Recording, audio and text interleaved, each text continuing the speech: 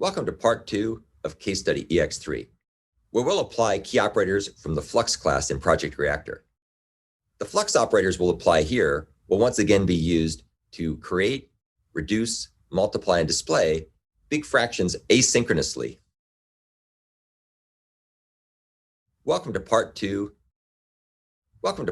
from case study ex3, where we'll illustrate how to apply key operators from the Flux class in Project Reactor. As before, these operators will be applied to create, reduce, multiply, and display big fraction objects asynchronously in a parallel thread pool. Also, as before, we'll illustrate how to apply key mono operators as well to this example. You can find the source code we're going to be walking through in my IntelliJ project at the link at the bottom of this slide. Welcome back to my IntelliJ project for case study ex3.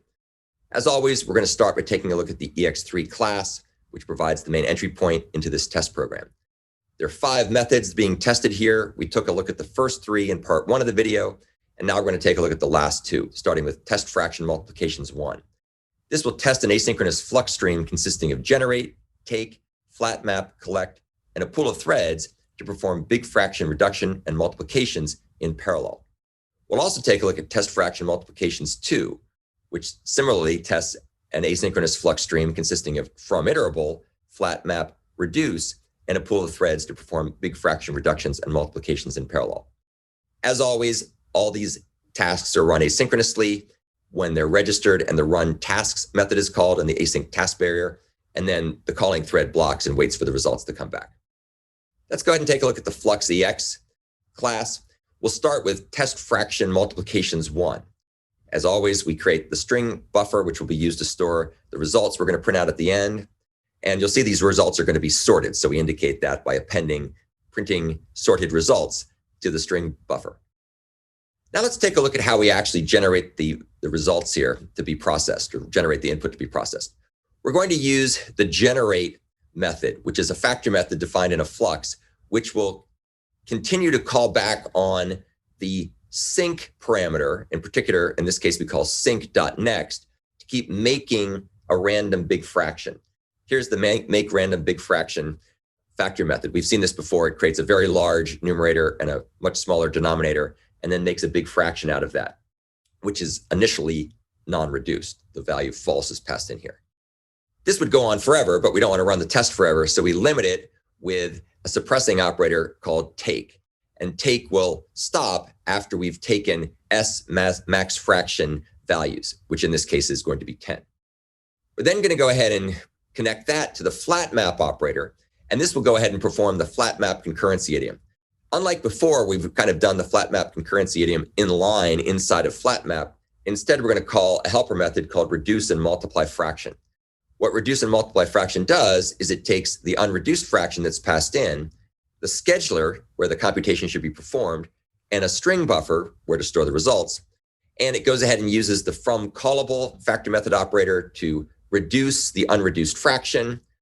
We make sure that that runs in the thread pool that's designated by the scheduler by calling subscribe on, which, as you recall, will make from callable run in the scheduler's thread pool, do on next, and map. Then we go ahead and take the result that comes out of here and we log it. So we're going to log the value of the reduced fraction and the unreduced fraction and the big reduced fraction we're about to multiply by. And then the final thing we do here is we go ahead and say map using the transforming operator, and then we take the reduced fraction and multiply it by the big reduced fraction. And once again, you've seen that before. It's just a big constant we use to chew up CPU time. So that's essentially the logic in the reduce and multiply fraction helper method. When the final thread gets done processing in the flat map concurrency idiom in flat map, it will go ahead and call the collect operator. And this is a combining operator, which will then take the results and put them into a list, and we'll get back a mono to a list of big fractions. And that's just kind of using Java Stream's collector capabilities. What we do at this point is we take that mono to a list of big fractions. We use the mono's flat map operator, and we go ahead and call the sort and print list helper method. We've looked at this before in part 1, but just to recap it quickly, sort and print list will go ahead and take the list of big fractions and perform a quick sort and a heap sort, and it'll do both of these in parallel by using the scheduler's parallel thread pool. And then we take the result, whichever one comes back first, we get the first one that comes back and we go ahead and display it. And we'll display it by printing out the contents of the sorted list, converting everything into a mixed string. And that will then be displayed to the standard output. So that's what's going to happen with this method here. Let's now go ahead and take a look and see what test fraction multiplication 2 does. This function is going to create a list of big fractions, and it's going to use the list of factor method that comes from list. And it's going to create 4 big fractions with 1,000 as the numerator and then various denominators. We then use the from iterable factor method operator to convert that list of big fractions into a flux stream of big fractions. We use our flat map operator and use the concurrency idiom, the flat map concurrency idiom, to once again call reduce and multiply fraction.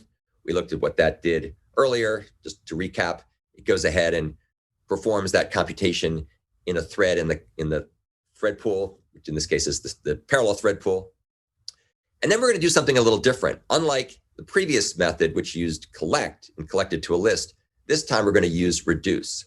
And we're going to go ahead and take each of the elements that comes out of that flat map, and whichever thread finishes last, it's going to go ahead and reduce all the results by adding them together. So you can see that the operator we're going to pass in here is going to be the add operator, and that's going to take all those multiplied big fractions and we'll add them up.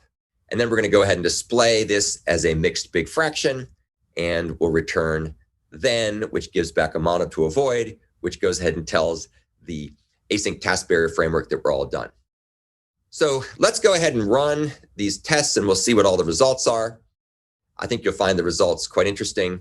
We've looked at the results earlier for the first set of values. And now we're going to go ahead for this first set of functions. And now we're going to go ahead and take a look at the ones that remain. We looked earlier at the results from the first 3 test methods. Now let's take a look at the final 2. So as you can see here, test fraction multiplications 1 was called first. However, it took a lot longer to run. Test fraction multiplications 2 was called second, but it was much faster because it wasn't generating these gigantic big fractions. So as a result, what you can see here is these are the results that come out. These are the 4 big fractions, and we reduced them and added them up together. And then here are the sorted results that come from calling test fraction multiplications 1. And you can see that these are the intermediate results before they were sorted, and then these are the ones after they're sorted. And these are very, very, very large big fractions, as you can certainly see here.